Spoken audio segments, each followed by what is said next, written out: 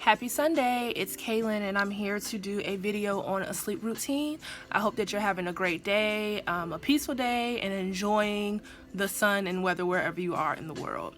So we all wake up on the wrong side of the bed sometimes, and it's really hard to fall asleep at night. Sometimes people suffer from anxiety, people suffer from insomnia, some people just suffer from overthinking all night, or they just can't get comfortable. So I'm going to give you guys some tips and tricks that I use that have been very helpful in my life as far as falling asleep. I suffer from a chronic illness, and that means that my baseline of pain can be high and low every day. So I make sure every single night, I don't care how my day went, that I go to sleep peacefully and that I have a restful sleep. And I lie to you not, I sleep well every single night, unless I'm like really sick. But other than that, your girl is sleeping well. And I'm always well rested. I never feel extremely exhausted during the day unless something is like physically wrong with me. So the first thing that I always like to do is to set the mood. So I am all about mood setting and scents and sounds and smells. So the first thing I like to grab is lavender essential oil. Hopefully that's not too blurry for you all. And with this oil, it's the Acacia brand, and I like the Radha brand.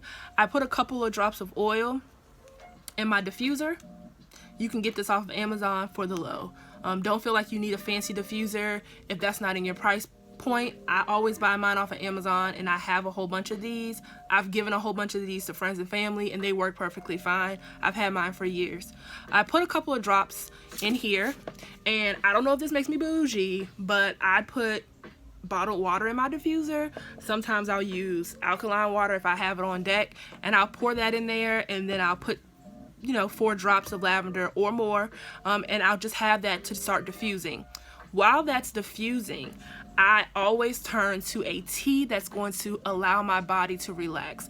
I don't want sleepy time tea. I don't want a tea that's going to make me feel drowsy. I want a tea that's going to relax my body. So the tea that I like to use the most is Soul Bliss Sweet Dreams Loose Leaf Tea with lavender and chamomile.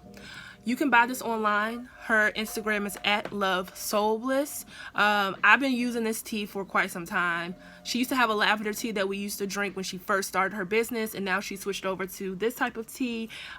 This lasts for a long time for me. I put it in a strainer like this. These are from Amazon. You can also get a metal strainer from her, and I think she also has some plastic ones as well. But I just bought like a pack of 12 of these off of Amazon, and they're easy to clean, real cute, come in different colors. And I also put in some extra chamomile tea. So when the diffuser's going and I'm getting ready for bed, I start drinking my tea. I drink an entire cup of tea before I close my eyes, because it allows my body to relax. And what I've noticed is that the more relaxed I am before bed, the better I sleep. If I am anxious before bed, if I feel like I've been rushed, I do not sleep well. The next thing that I do is I start off my sleep routine by lying on my back. Lying on your back is very helpful when you have anxiety, because it allows you to release the energy from your body and allow the blood to flow through your body. A lot of times people will ball up into the fetal position or positions that do not allow their limbs to just allow the blood flow to circulate in a normal way. Lying on your back, on your bed with 2 pillows under your head, or 3, whatever. Putting a pillow behind your knees and thighs is very helpful, especially if you have back problems. Sometimes I have back problems while I'm sleeping. You can also put a pillow behind your back as well, but make yourself comfortable lying on your back at first. When you start to sleep on your back, you will find that you are going to eventually move into another position, but you will fall asleep much quicker than you would if you were balled up in a fetal position due to maybe anxiety or just the comfort of being in that position. Also, another thing that I add is sleep meditation. Sleep meditation is extremely important to my life, and I've noticed that it's really helped me sleep. I always ask my husband when I'm in the bed the next morning, I'm like, did I make it through the sleep meditation? And he was like, no, you were asleep probably in the first 10 minutes. So I use the Insight Timer app. And on that app, I use the Yoga Nidra sleep meditation, and then there also are some other sleep meditations you can try. I like guided sleep meditations because I like to be able to listen to positive affirmations and have someone kind of walk me into a slumber. While that is playing, I use the Relax Melodies app on my phone to create my own rain music. My husband snores terribly, so I had to learn quickly how to silence him so that way I can go to sleep. And the best way I can do that is to have rain music going, because then I'm more focused on the rain music than his snoring. This is really good for people who are in environments that are noisy. Let's say you're in a dorm and you live on a hall where it's jumping all the time and you just want to get a good night's sleep. You can definitely turn on your rain music, put your headphones in, or just have it playing through a speaker or whatever. I just play it through my phone. And you can create your own mix. So if you like rain or thunderstorm or the sound of cars whizzing by, let's say you like the sound of a flute or piano or wind, you can choose the mix, and then you can create as many mixes as you want. So if you want to have one mix for the week because you know the work week is stressful and you need something that's going to help you fall asleep quicker, create that. And if you want one for the weekend that allows you to kind of just go to sleep whenever you feel like it and it's really chill and relaxed, you can do that as well. I find that to be very, very, very, very helpful for me.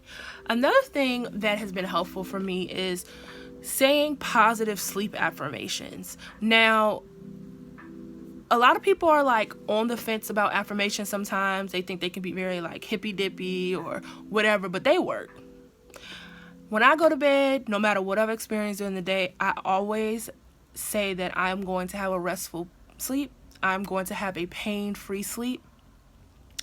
I will wake up in a happy mood. I will wake up thankful. I always say what I'm grateful for. So I'm grateful to have a comfortable bed to lie in. I am grateful to have a comfortable room to sleep in. Things like that.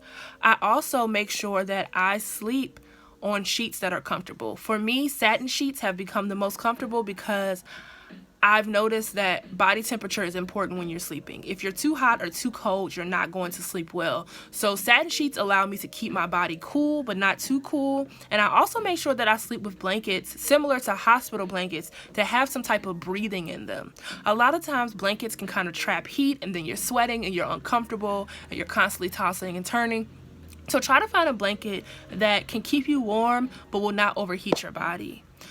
The last thing that I think is really important is that if you are someone who cannot sleep on their back and you must turn to the side, to wedge a pillow between your thighs. That way you're not putting pressure on your hips, and you also are allowing your thighs to breathe, especially if you're on the thicker side and your thighs touch. You don't want to be sweating between your thighs while you're sleeping. That's uncomfortable. So get you a nice satin pillowcase on a pillow and put it between your thighs and allow your thighs to be separate while you're sleeping. It will make you much more comfortable.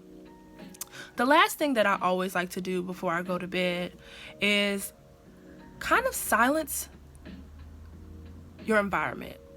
Silence your phone, get off YouTube, which is hard for me because I used to watch YouTube until I fell asleep, and then I realized that my sleep routine was trash. Just put your phone away. Flip it face down if you have to. The meditation will cut off by itself, and the rain music will continue to play through the entire night. So you don't have to worry about that. The last thing is keeping crystals beside your bed. So I am into crystal healing, as some of you may know, and the crystals that I keep beside my bed that help with sleeping are the following. I keep amethyst beside my bed because that really helps with sleeping. You can charge it up with affirmations. So I've charged these up with affirmations like, I will have a restful sleep. I will have a pain-free sleep. I will have dreams that benefit me as a better person. Nightmares will not wake me up. Things like that. I also keep a rose quartz so I can have a compassionate and loving sleep, and I can learn to love sleeping and love the rest that I'm getting. Lastly, for the winter months, I use lemon quartz. I use lemon quartz because a lot of us suffer from depression, other mental health issues, or seasonal affective disorder. And this is a very helpful stone for that. It's helped me through the years. I've given it to other friends as well, and it's helped them. And I like to basically just charge this up with, I will not allow my depression or anxiety to keep me up at night. And it's been very, very helpful. So these are just some of the crystals that I use. I also keep, sometimes, but not all the times, I'll keep hematite beside my bed because that's a very good sleeping stone as well. You can get these crystals from your metaphysical shop, depending on where you live. I'm sure there's one in every city. You just have to look it up. If you need help, I can help you find one. If you feel comfortable, you can order them online. I don't order my crystals online for my own personal reasons, but if that is something that you are comfortable with doing, then you can do that as well. I hope you guys enjoyed the video. I hope I didn't talk too fast. I have been known to talk pretty fast. This is my first one, so hopefully the next ones will be even better. If you have any questions, you can hit me up on Instagram at Kaylin Coghill, or you can email me at kaylincoghill@gmail.com. You can also tell your friends about me if you want to. I would love that. And if you have any questions or suggestions for other videos, please hit me up and let me know. I want to be able to open us all up to spirituality and just living a better life. Life is not going to always be rainbows and butterflies, but we can do the best that we can to make it that way.